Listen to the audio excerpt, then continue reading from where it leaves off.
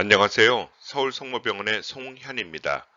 오늘은 심장의 근육에 피 공급을 해주는 관상동맥에 병이 생기면 발생되는 협심증, 심근경색, 즉 허혈성 심질환의 치료인 스텐트와 관상동맥 우회술의 성적에 대해서 국내의 건강보험심사평가원에서 발표된 것과 미국 심장학회에서 발표된 내용으로 말씀드리도록 하겠습니다.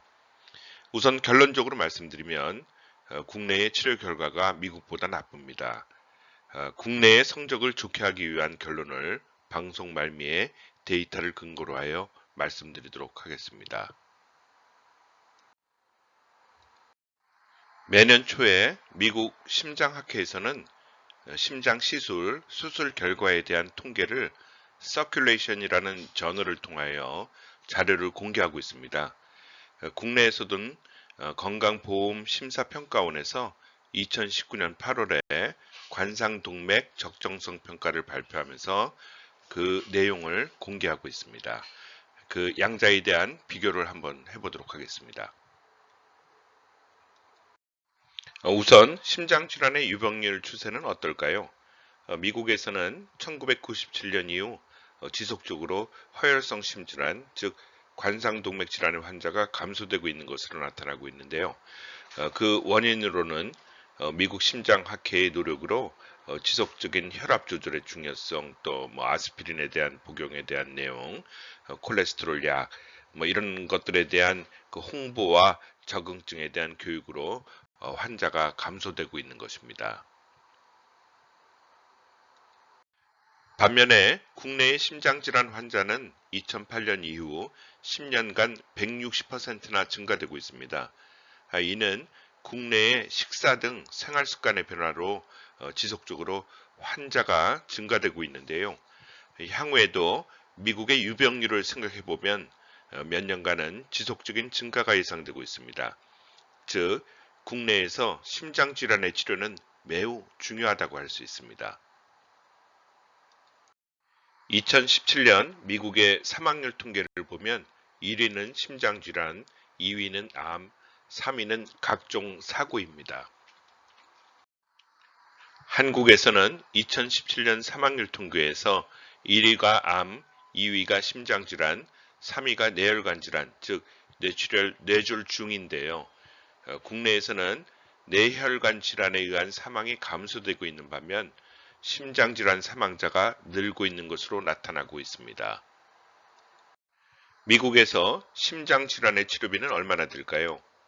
표에서 CABG, CABG는 심장수술, PCI는 스텐트 시술의 약자라고 하시면 되겠습니다.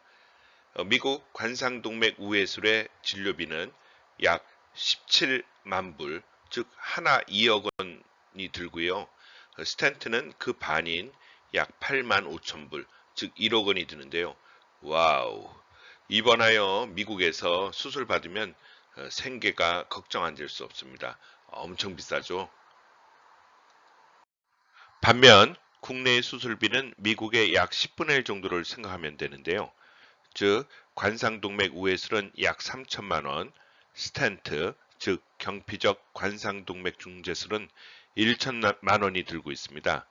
하지만 그 국내는 전 국민 의료보험에 심장질환은 특히 더 보조를 많이 해주고 있어서요. 심장 수술의 본인 부담액, 즉 본인이 내는 돈은 500만 원 이내로 심장 치료를 잘 받을 수 있습니다. 복받은 대한민국입니다. 미국에서 1년의 스텐트와 심장 수술이 얼마나 이루어지고 있나를 보여주는 표입니다. PCI, 즉 관상동맥 스텐트 시술은 1년에 약 90만 명, CABG, 관상동맥 우회술은 약 37만 명이 이루어지고 있는데요. 와, 어마어마하게 이루어지고 있어요. 그런데 데이터에서 보시다시피 스텐트 대 심장 수술의 비율은 2.46대 1입니다. 즉, 2명 내지 3명이 스텐트 시술을 받을 때 1명이 관상동맥 우회술을 받게 되는 것이죠. 그런데 국내의 통계를 보면 2018년 스텐트, 즉 경피적 관상동맥 중재술을 약 7만 명 시행하였고 심장 수술인 관상동맥 우회술은 약 3,400명으로 그 비율이 20대 1이 넘어가고 있습니다. 즉 한국에서는 20명의 환자가 스텐트 시술을 받을 때 1명의 환자만이 관상동맥 우회술을 받고 있는 것입니다. 미국이 2.46대 1, 한국은 20대 1이 넘으니 이건 좀 뭔가 이상하지 않나요? 그래서 제가 서치가 가능한 몇 나라의 데이터를 살펴보니 대부분 스텐트 대 심장 수술의 비율은 5대 1이 넘지 않고 있습니다. OECD 평균은 3.29대 1이고요. 즉 대한민국만이 전 세계에서 유일하게 매우 많이 스텐트 시술을 하고 있는 것으로 나타나고 있습니다. 결론적으로 국내의 심장 치료에 있어서 국내의 스텐트 시술과 관상동맥 우회술의 비율은 비정상적이라는 것을 알 수 있습니다. 저야 물론 이렇게 비정상적인 비율에 대한 원인을 나름대로 추측하고는 있습니다만 이러한 결과는 상식 있는 여러분들의 판단에 맡기겠고요. 이렇게 비정상적인 비율이 수술 결과에 어떠한 영향을 미치는지 지금부터 알아보도록 하겠습니다. 미국에서 in hospital death, 병원 내 사망률을 보면 캐비지, 즉 관상동맥 우회술은 1.78%이고 스텐트 시술은 2.07%의 사망률을 보여주고 있습니다. 즉 100명이 심장 치료를 받으면 약 2명의 환자분이 퇴원을 못하고 안타까운 일이 벌어지고 있네요. 국내의 사망률을 살펴보겠습니다. 우선 스텐트 시술의 사망률은 심사평가원에서 분명 자료를 갖고 있을 텐데 자료를 공개 안 하고 있고요. 관련 학회에서는 자료를 공개한다고는 하나 제대로 자료 수집을 안 하고 있어서 데이터를 알 수가 없습니다. 다만 제가 나름대로 여러 병원의 데이터를 기동량으로 들은 바에 의하면 스텐트 시술은 약 3에서 5%의 사망률을 보이리라 추측만 하고 있습니다. 반면 관상동맥 우회술은 심사평가원에서 시행하고 있는 적정성 평가에 의해서 매년 정기적으로 그 결과를 발표하고 있는데요. 2019년 자료에 의하면 심장 수술 후 사망률 중 입원 기간 내 사망률은 3.8%를 보이고 있습니다. 미국의 1.78%에 비하면 사망률이 2배 정도 높은 것이지요. 즉 국내 심장 수술의 사망률이 미국에 비해서 2% 정도 높고 배수로는 2배 정도 사망률이 높은 것입니다. 코로나 바이러스의 국내 대응으로 대한민국 의료 수준의 위상이 높아지고 있는데 심장 수술은 영 다른 결과가 나온 것이죠. 왜 국내 수술의 결과가 나쁠까요? 저는 개인적으로 작년 5월 이후 관상동맥 우회술 사망을 제로로 유지하고 있는데요. 제가 알고 있는 많은 심장외과 의사는 나쁜 환자 상태로 응급수술을 시행하지만 않는다면 수술 사망률 1% 미만의 좋은 성적을 가질 수 있습니다. 그런데 미국보다 수술 사망률이 높은 것은 국내의 관상동맥 우회술은 응급수술이 많고 따라서 환자 상태가 미국보다 나쁜 것이라고 개인적으로 생각하고 있습니다. 국내는 왜 응급수술이 많냐고요? 자, 이제부터 그 원인을 찾아보도록 하겠습니다. 미국 심장학회에서는 치료 적응증에 대한 가이드라인을 제시하고 있는데요. 전문가들이 모여서 가이드라인의 클래스 오브 리커멘데이션, 즉 추천 치료를 클래스 1부터 3까지 정의하고 있는데 교통신호등처럼 초록색은 즉 클래스 1은 꼭 시행하여야 되는 것이고 빨간색 클래스 3는 시행하면 환자에게 해가 되니 하면 안 되는 것으로 정의하고 있습니다. 각 클래스에 대해서는 에비던스, 증거를 A부터 C까지로 정의하고 있습니다. 미국 심장학회의 협심증, 심근경색 등 허혈성 심질환에 대한 스텐트 시술 및 심장 수술의 가이드라인에 따른 요약 테이블입니다. 초록색은 꼭 해라, 빨간색의 방식으로는 환자 치료를 하지 마라 라는 요약인데요. 제일 위의 초록색은 환자를 볼 때 하트팀 어프로치, 즉 심장내과, 외과 의사들이 모여서 환자에 대한 상의를 열심히 의논하고 치료하라는 이야기입니다. 밑에 내용은 다음 슬라이드에서 좀 자세히 살펴보도록 하겠습니다. 예, 이 표를 이해하기 위해서는 관상동맥의 해부학적 구조를 알아야 하는데요. 관상동맥은 우선 좌측 관상동맥, 우측 관상동맥의 큰 줄기가 있고, 좌측 관상동맥은 두 개의 큰 줄기, 좌전하행지와 회선지로 나눠지게 됩니다. 결국 큰 혈관 3개가 있는 것인데요.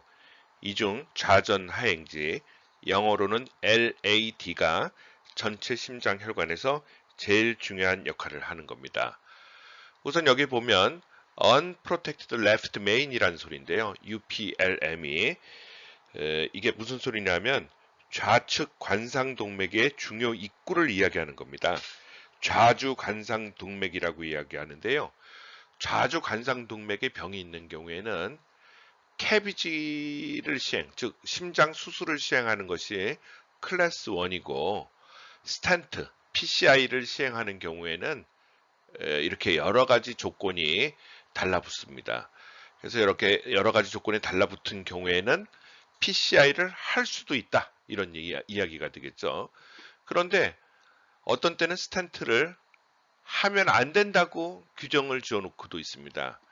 이게 보면 unfavorable anatomy니까 한마디로 가면 병이 심해서 좌주 관상 동맥에 스탠트를 하기가 어려운 경우에는, 그리고 캐비지를 시행할 수가 있는 경우에는 스탠트를 하지 말라, 해롭다, 이렇게 이야기를 하고 있는 것이죠.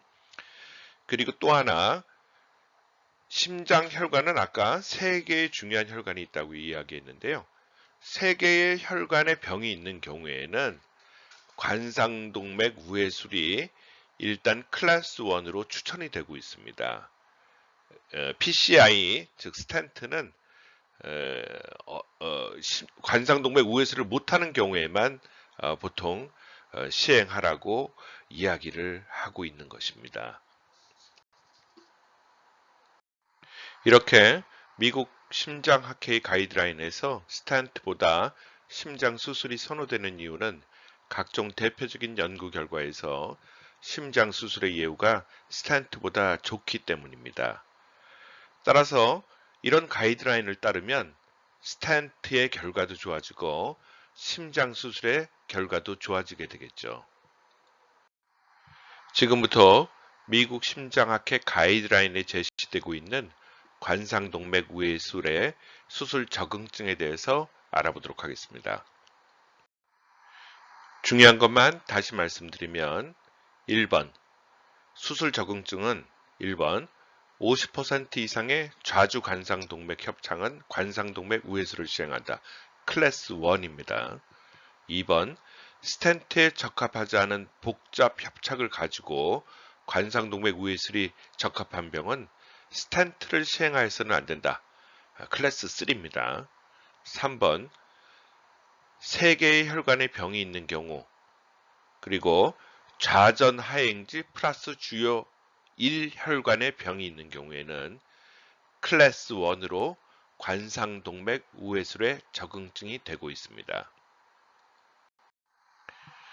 미국 심장학회에서는 2014년도부터 심장팀의 중요성을 강조하면서 하트팀 어프로치를 하라라고 클래스 1으로 리커멘데이션을 하고 있습니다. 즉 다시 말하면 환자를 치료할 때 심장내과 의사뿐만이 아니고 외과 의사와 같이 협의를 해서 환자에 대한 계획을 하고 치료 방침을 결정하라는 이야기겠죠. 클래스 1이니까 이것도 꼭 여러 병원에서는 시행하여야 하겠습니다. 결론적으로 국내의 심장치료는 미국보다 성적이 나쁩니다. 따라서 좋게 하려면 2와 3을 시행하여야 합니다. 자, 2번은 뭐냐 하면 각 병원에서는 심장팀을 운영해서 내과 의사뿐 아니라 외과 의사도 치료의 결정에 관여하여야 합니다. 3번, 미국은 증거, 데이터 위주의 치료를 하니까 가이드라인을 지키는 것이 환자에게 도움이 되겠죠. 따라서 미국 심장학회 가이드라인에 제시되고 있는 스텐트 및 관상동맥 우회술의 적응증을 따라야 국내의 성적도 좋아지리라 예상이 됩니다.